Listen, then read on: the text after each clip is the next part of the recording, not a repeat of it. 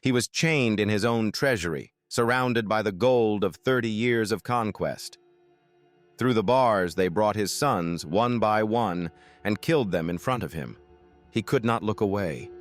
He was not allowed to look away. The man who had called himself King of Kings, Shadow of God on earth, Lord of the universe, watched each one fall and then waited for his own turn. It took 3 days. 3 days of arrows. Not enough to kill him fast, enough to make it last. This is Khosrow II, and this is what happens when the most powerful man on earth decides the world is not enough. In the year 590 AD, a man arrived at the Byzantine court as a refugee. He had nothing. No army, no throne, no crown. He was 20 years old and running for his life. His name was Khosrow, and within months he would be King of Kings of Persia, the most powerful empire in the world.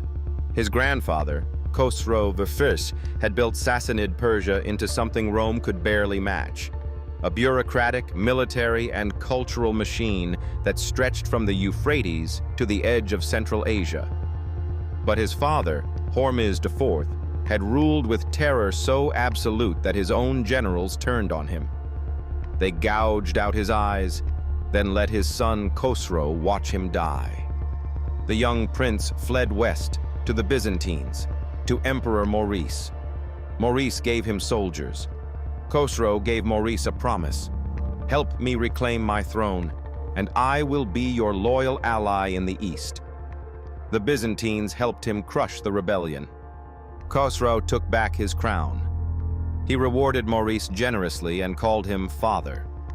He meant it. For a decade, Persia and Byzantium lived in something close to genuine peace. Khosrow ruled with a quality that his predecessors had largely lacked: patience. He rebuilt the administration his father had broken. He patronized artists, musicians, philosophers. He collected wives from every culture and religion in his empire: Christian, Zoroastrian, pagan. He built a palace at Ctesiphon with a throne room so vast that foreign ambassadors reportedly wept when they entered it, overwhelmed by the sheer theater of it. He called himself Parviz, the victorious. He believed it. He was not wrong yet. In 602 AD, a junior officer named Phocas led a mutiny in the Byzantine army camped on the Danube. Within weeks, Phocas had marched on Constantinople, seized the throne, and murdered Emperor Maurice, along with Maurice's 5 sons, on a beach at the Bosphorus. Maurice was forced to watch his sons die before they killed him. The reports said he kept repeating a line from the Book of Job: "Righteous are you, O Lord, and right are your judgments." When news reached Ctesiphon, Khosrow wept. His ally was dead. His father had been executed by a common soldier. He declared war. He called it vengeance. It was something else entirely. Khosrow was not stupid. He understood that Maurice's death gave him something priceless: a morally unimpeachable reason to invade Byzantine territory. He would avenge his patron. He would punish the usurper. He would fight a just war and take everything that wasn't bolted down while he was at it. His armies crossed into Byzantine Mesopotamia in 603. Dara fell. Amida fell. Edessa resisted, then fell. City after city folded before the Persian advance, partly because they were outmatched, and partly because Byzantine generals had spent years purging anyone competent enough to pose a political threat. Phocas sent army after army east. Each was destroyed or driven back. Each defeat made Phocas more paranoid. Each purge made him weaker. His empire was hemorrhaging from 2 directions at once: Persian spears from the east, and his own terror from within. Khosrow watched the dysfunction across the border and understood something clearly. He did not need to hurry. The Byzantines were destroying themselves. In 610, another Byzantine general, Heraclius, sailed from North Africa, overthrew Phocas, and had him executed. The pretext for Khosrow's war evaporated. Phocas was dead. The vengeance was complete. Khosrow did not stop. He couldn't. or wouldn't. The distinction had stopped mattering. By this point, the Persian war machine had developed its own momentum. His generals, Shahrbaraz in the north, Shaheen in the south, were winning so consistently and so completely that stopping would have required Khosrow to admit he had been lying about his motivations since 602. He was not a man who admitted things, so instead, he conquered the world.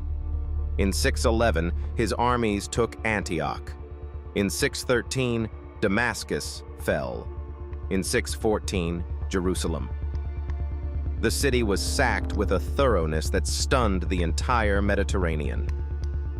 The Church of the Holy Sepulchre was burned. The true cross, Christendom's most sacred relic, was carried back to Ctesiphon as a trophy. Tens of thousands of Christians were enslaved or killed. In 619, Egypt fell. By 626, Persian armies stood on the shores of the Bosphorus and looked across the water at the walls of Constantinople itself. The city was surrounded. Inside, people were starving. Khosrow was at the absolute peak of his power. He controlled more territory than any Persian king since Darius. His palace at Ctesiphon was said to contain 3,000 wives. He had musicians play day and night. He had a mechanical ceiling made of moving stars. He had also, without quite realizing it, made an enemy capable of destroying him. Heraclius was something Khosrow had not prepared for, a man with nothing left to lose. While Khosrow was enjoying his peak, Heraclius had been quietly rebuilding. He borrowed money from the church. He melted down sacred vessels. He recruited, trained, and found a way to strike not at Persia's western frontier, but at its heart. In 622, he led his rebuilt army east through Anatolia, swung south through Armenia, and punched directly into Persia's home territories, not to hold them, to burn them. He destroyed the great fire temple of Adur-Gushnasp, Persia's holiest site, the spiritual heart of Zoroastrianism, the equivalent of burning St. Peter's Basilica. It was not a strategic target. It was a message. Back in Ctesiphon, something cracked in Khosrow. He responded with increasingly erratic orders. He relieved his best generals and replaced them with men who would not challenge him.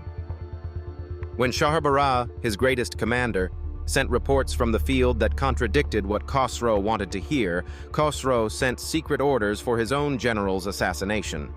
The letter was intercepted. Shahrbaraz read it, turned his army around, and marched toward Ctesiphon. In 628, after 6 years of Heraclius systematically dismembering Persian power in the field, the Persian nobility had had enough. Khosrow was overthrown by his own son, Shiruya, who had been languishing in prison for years. Imprisoned, reportedly, because Khosrow feared him. The army backed the son.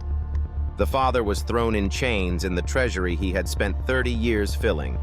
Then Shiruya began killing his brothers. Khosrow had fathered somewhere between 18 and 40 sons. Each one was a potential rival.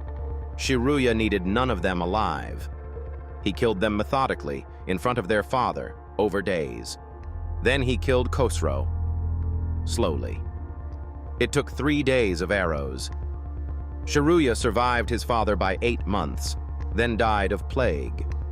Over the next 4 years, Persia went through 12 more rulers in rapid succession.